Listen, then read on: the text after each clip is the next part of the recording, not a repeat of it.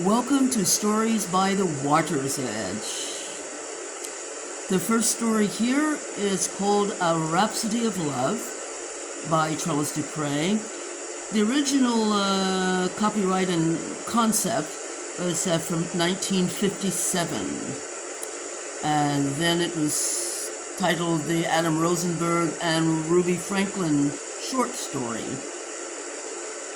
Adam Rosenberg, at 30, is already gaining fame on the professional music circuit as a classical pianist. A prodigy since childhood, he is the son of Isaac and Beverly Rosenberg, a prominent defense attorney and a college professor. He has an older sister, Brenda, a publishing executive, who has been with her husband, Herman, a jeweler and diamond merchant, for 15 years.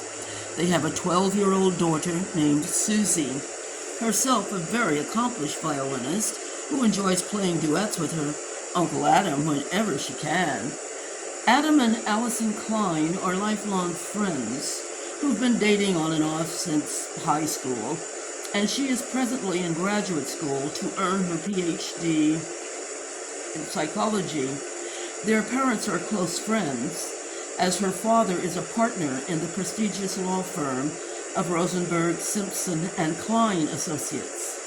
It is just assumed that they will one day marry. So life rolls merrily along, seemingly without a hitch, until the day Adam's agent approaches him with a lucrative proposition to accompany the once very renowned jazz singer Ruby Franklin, who is coming out of semi-retirement to cut an album with a well-known record label.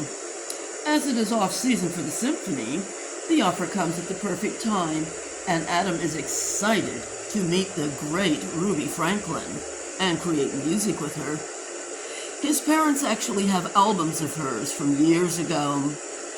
Ruby is now in her mid-50s, and after going through a messy and costly divorce 10 years ago, she had fallen into a dire depression that became serious enough for her to go into therapy and even drug rehab. Ruby was breathtakingly pretty in her youth, and at a point in time, she virtually owned the jazz genre in music, playing with all the big bands of the day and appearing in well-known venues worldwide. On her 20th birthday, she married 42-year-old Ernie Franklin, a well-respected recording executive, and 9 months and 2 weeks later, she gave birth to a beautiful baby girl whom she named Eleanor June. Though they remained married for 20 years, they were anything but happy. Ernie had always been a notorious playboy, and having a much younger wife didn't curb his infidelity in the least. In the end, he cheated her out of most of her money and ran off with a younger prize once again.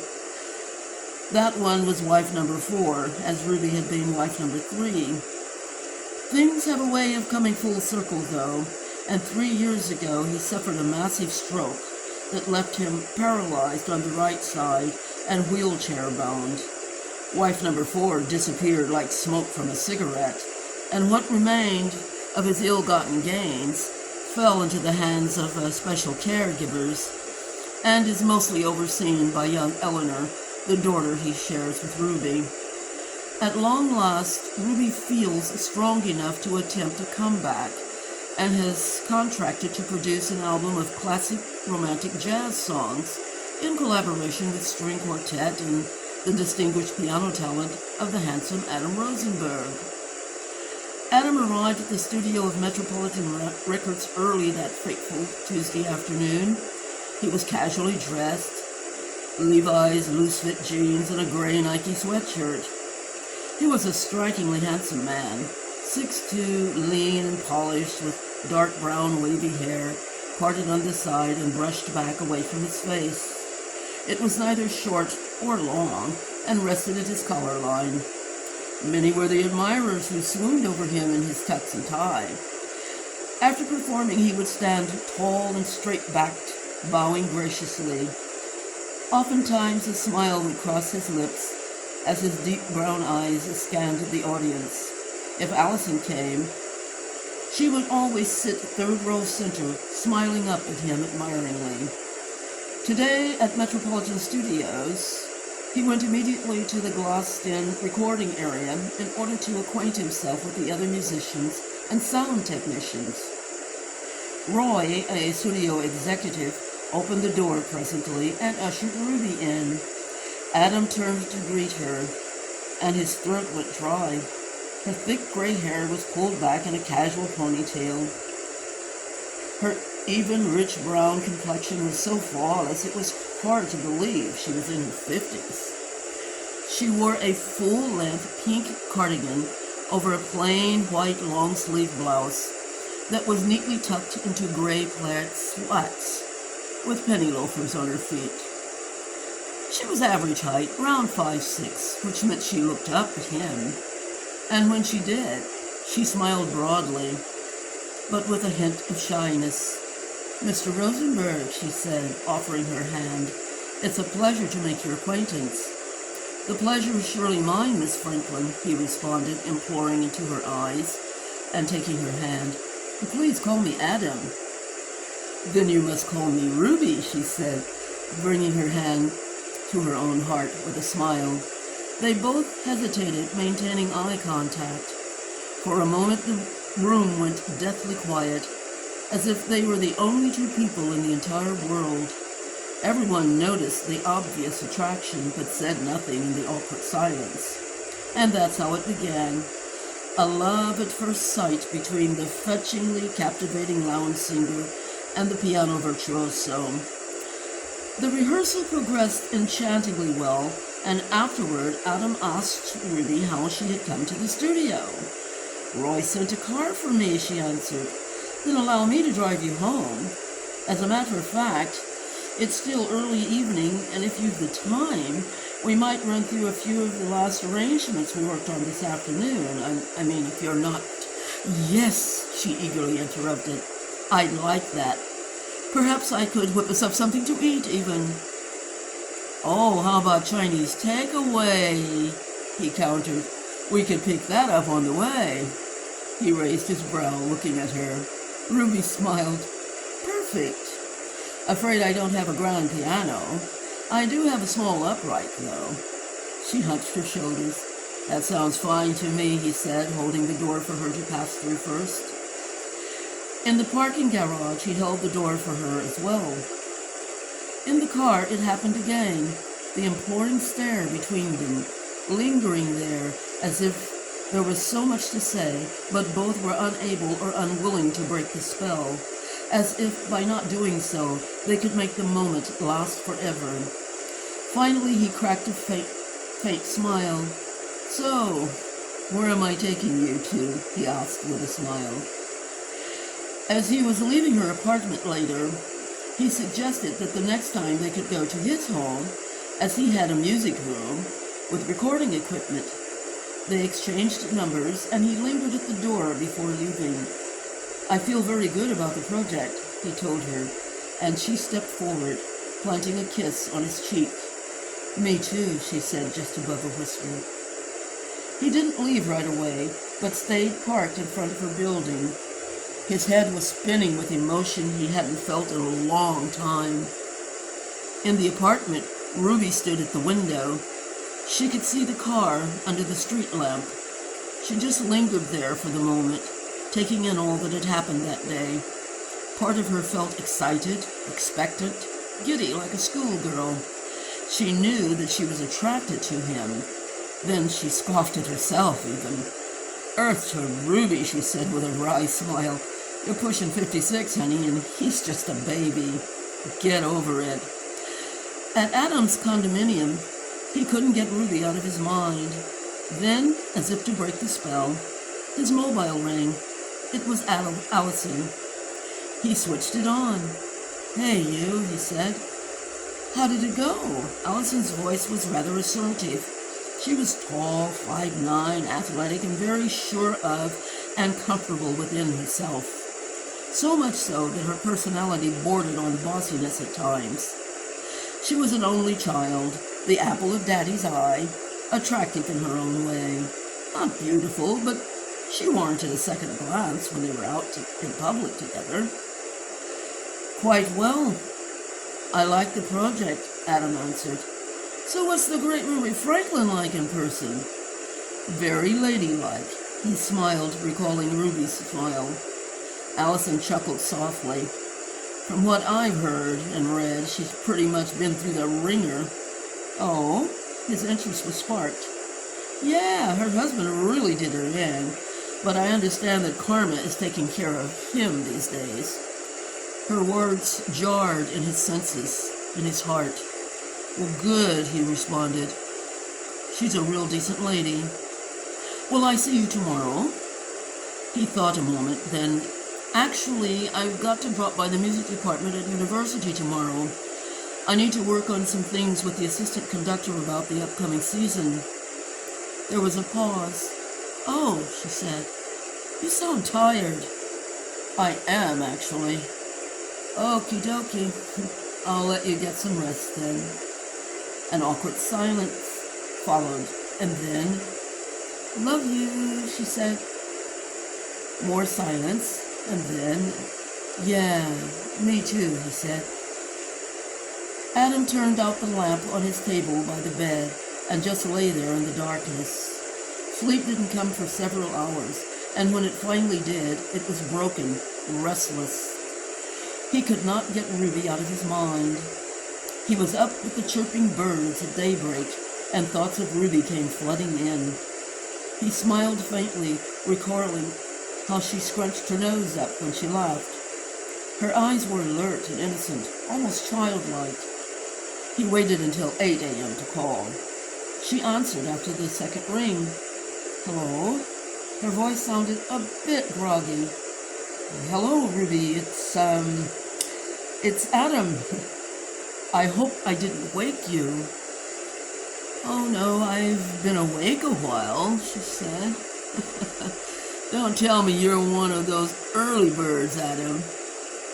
He laughed softly. Sometimes, he answered. The awkward pause again. Have you eaten breakfast, he asked.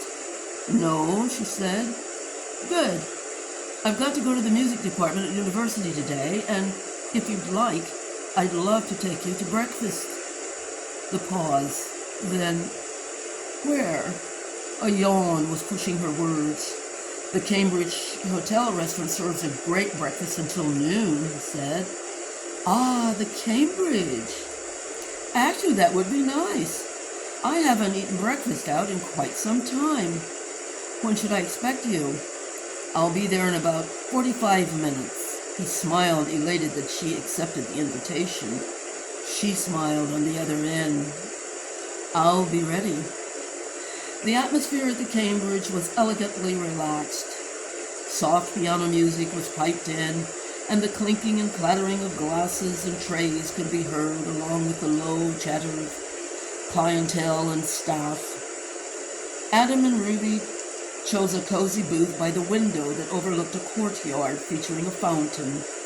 In the evenings, that fountain lit up in red, blue, and green lights.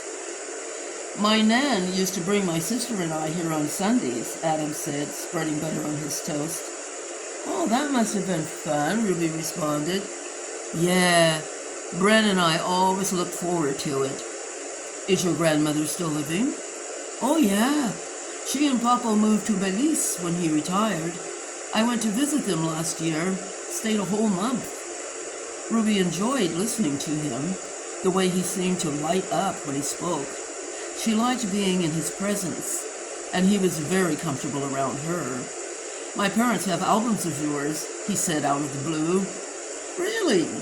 Oh, yeah, my dad's a real fan. He was impressed when I told him that I'd be recording with you, and Ike Rosenberg isn't easily impressed. She smiled graciously, dabbing at the corner of her mouth with a white linen napkin.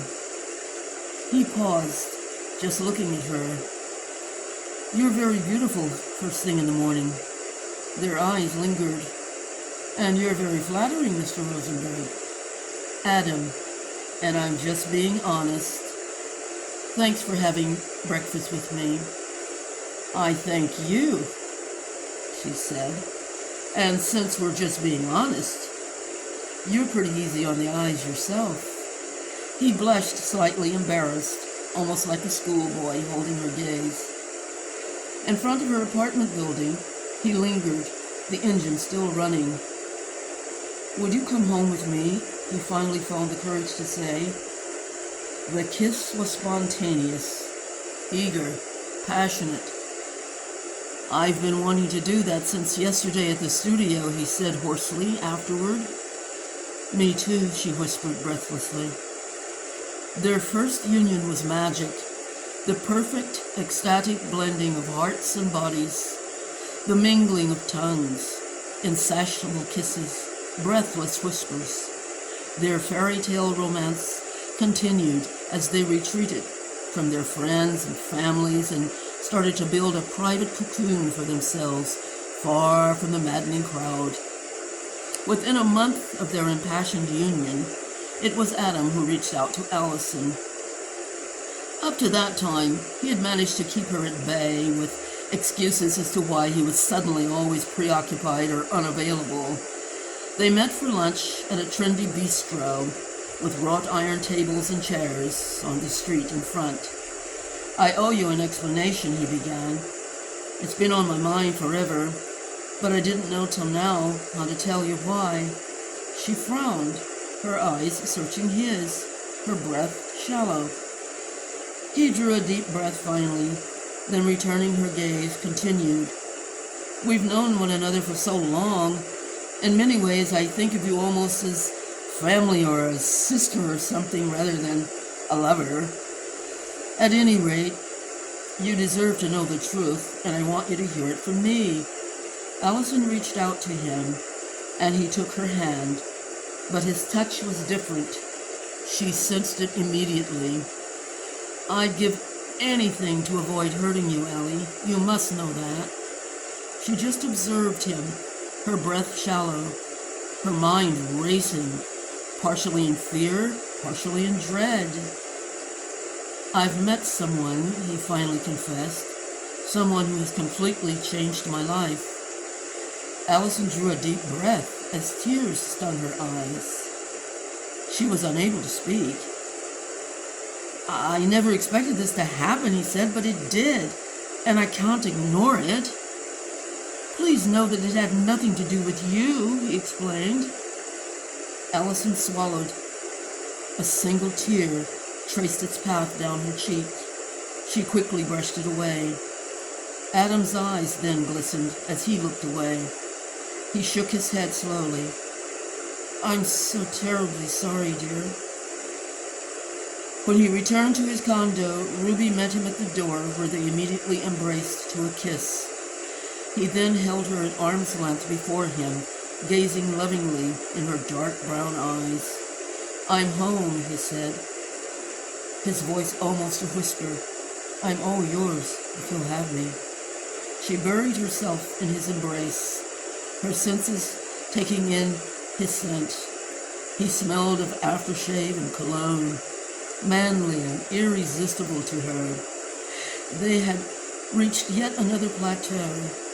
He felt a certain relief knowing that he had explained his situation to Allison, and when they parted, he knew within that though she wasn't necessarily happy or even comfortable with the truth, at least she knew the truth, and he was free to pursue a committed relationship with Ruby.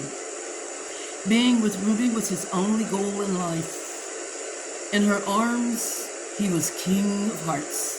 He ruled the world. For Ruby, though she was totally devoted to him, there was an undercurrent twisting and turning in her heart, in her gut, in her mind. She knew that life and relationships could take on ugly turns. Then there was Ellie, constantly deteriorating. There was Ernie, constantly deteriorating, and Ellie June, torn between both of them. Ruby was damaged emotionally, potentially needy even, and Adam needed to be the knight in shining armor. Allison, in her pain and desperation, confides in Adam's sister Brenda that he has broken up with her thoroughly, and through his sister, her parents were drawn into the drama. His mother had called him that fateful Sunday afternoon and asked him to come to the house alone. He arrived on time to find Beverly and Isaac lounging in the den of their elaborate home.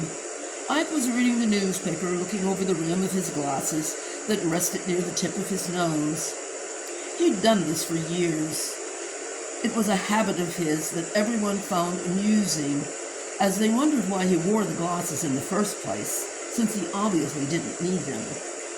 Beverly was watching a program on TV while nursing a martini. As Adam enters, he observes both of them, drawing a deep breath. "So, what's up?" His question is directed to his mother.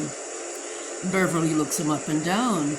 Then with a sigh, she places her drink on the cocktail table. Then their eyes meet. "I spoke with your sister earlier today." "Oh? And what did my sister have to say?" His mother cracked a smile. "I think you probably already know. Allison contacted her." Adam breathed deeply and sat across from her in a high-backed armchair. "And what did Allison have to say?" "Oh, don't play with me, Adam." "I'm not," he interjected, raising his voice slightly. "What is this? Am I being chastised? I am 30 after all. I live on my own." "Allison is your fiancée." "No, she is not. We've been dating on and off since college, perhaps, but you gave her a ring." "A friendship ring, Mother, not an engagement ring, and that was in high school. I have never proposed marriage to Allison. Neither of you have dated other people, nor have we really dated another, not seriously anyway. We've been too busy for that, both of us. And you're willing to throw years of an accepted, not to mention expected union to a perfectly wonderful woman for some washed-up has-been junkie?" "Though that's enough, Mother," he countered, starting to bristle. He rose from the chair. "No, what you're doing is quite enough." Beverly looks at him, then turns to Isaac, her mouth open, her eyes wide. "Well, are you going to say anything, counselor?" Presently, Isaac placed his paper aside. "This isn't exactly the way to approach the situation, Bev," he says. "Oh, so now my personal life is a situation for the two of you to settle?" Adam injected angrily into the conversation. "Again, allow me to tell the both of you that I'm an independent 30-year-old man, not some 13-year-old delinquent who's stayed out past curfew." "Oh, please," Beverly snapped. "You sound like an impetuous schoolboy after his first sexual encounter or something." "Oh, screw this crap." Adam threw both hands in the air and headed toward the door. "Adam!" Beverly shouted in wide-mouthed awe. "Isaac, say something." Adam raised his hand in protest at the door. "I think I've heard quite enough from either or both of you." Then he left. Ruby was curled up on the sofa when he returned home. Soft piano music filled the air, the Beethoven sonatas. He was the pianist on the recording. He was performing with the Berlin Philharmonic, and eyes closed, she was listening, entranced. Sensing he was near, she looked up, and meeting his eyes, smiled adoringly. "How did it go?" Her voice was soft, just above a whisper. Adam sat down beside her. The kiss was tender, loving, extended. Afterward, she cradled him in her arms as he exhaled, his face pressed against her breast. "If I asked you to, would you run away with me?" he said. She hesitated momentarily, then tenderly stroked his lips. "Of course," she whispered. "There's nothing I wouldn't do for you, or with you." They kissed long and passionately. That Sunday meeting with his parents both closed and opened doors for Adam. His love for and devotion to Ruby secured them behind a fortress of shelter, shielding and guarding their love. and he was determined to do all in his power to protect that love at any cost. In the months that followed, they cemented their relationship, their lives becoming so intertwined that they literally retreated within themselves, two desperate hermits depending exclusively upon one another. Ruby's new album was released to rave reviews, but within about 6 months' time, the demands of public exposure and appearances and the pressure of company demands and expectations, combined with even more pressing intrusions imposed upon Adam, threatened to tear them apart. Ruby, being the weaker of the two, emotionally began to retreat back into the depression she had recently escaped from, and waiting at that threshold was the slippery slide of addiction, threatening to once again overwhelm her. It hadn't taken Adam long to reach the inevitable conclusion the day he met with his agent and an attorney. He had decided over a month or so before that Ruby meant far more to him than renewed contracts and the frantic, relentless rigors of endless hotel rooms and international performances, red-eye flights, the clinking of champagne flutes, the demure smiles of admiring women and men. "I fear you're making a mistake, Adam," Harry, his attorney, sighed deeply. "The entertainment industry can be very unforgiving. You must remember that. Sometimes you only get one shot at grabbing the brass ring." Adam gave a faint smile. "I've got my brass ring, Harry," he said. "She's waiting for me at home. The only one I'll ever want or need." Ruby was stirring a pot of spaghetti sauce when Adam came home through the door there. "Hi, Angel," he said lovingly to her, approaching with a warm smile and a bouquet of long-stemmed red roses. She melted into his arms. They kissed passionately. "Oh, they're beautiful," she smiled, accepting the flowers. "How did it go at the meeting?" "Wonderful," he answered. Then, taking her hand, he led her to the table, where they both sat down. "Remember when I asked you if you'd run away with me?" he began. Ruby nodded, giving him her full attention. "Oh, babe, let's do that," he proposed. "Let's run away, just the two of us." Ruby threw her head back, chuckling softly. "Where should we run to, my darling?" "Anywhere, as long as we're together. I don't know, Malta, maybe Sardinia. Belize with Nan and Papa." They both laughed. "They loved meeting you last spring." "You're really serious," she said, kissing his forehead. "Of course I am. How often do we get the chance to meet that one love that's meant to last forever?" Tears welled in her eyes as she gently caressed his face, nodding. He took her hand in his, kissing her fingertips. When two people find such a love, they must prioritize it above everything else. "Yes," she nodded in agreement, more tears welling. "You're my everything, Ruby," he whispered. "Marry me, run away with me, forever." They clung to each other. "Yes, yes," she said, as her tears ran freely. "Anywhere, my darling, anywhere at all." The end.